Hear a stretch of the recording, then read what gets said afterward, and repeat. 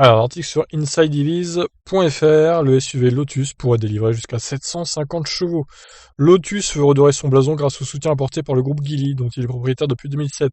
Après les Vidja, la supercar électrique de 2000 chevaux, le constructeur anglais devrait lancer d'autres modèles. L'an prochain, il présentera une sportive thermique, qui est définie comme étant la nouvelle Esprit. Par la suite, tous les modèles Lotus seront proposés avec une motorisation électrique. Son SUV ne déroge pas à la règle.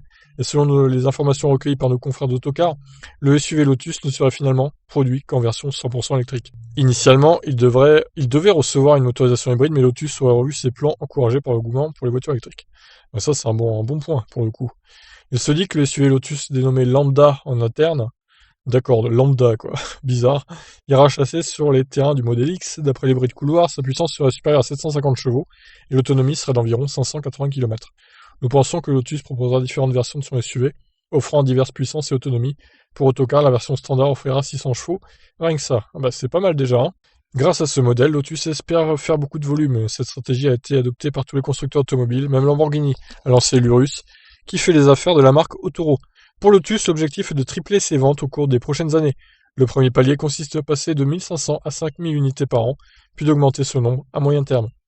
Voilà des années qu'on évoque le SUV Lotus. Hélas, pour le moment, nous n'avons rien de concret. L'interminable attente pourrait toucher à sa fin en 2022, puisque ce SUV serait présenté cette année-là, et la commercialisation en 2023. Bon, bah, il y a encore plusieurs années à attendre hein, pour se voir débarquer ce futur SUV Lotus. Donc, il y a une illustration ici, à voir s'il ressemblera à ça ou pas.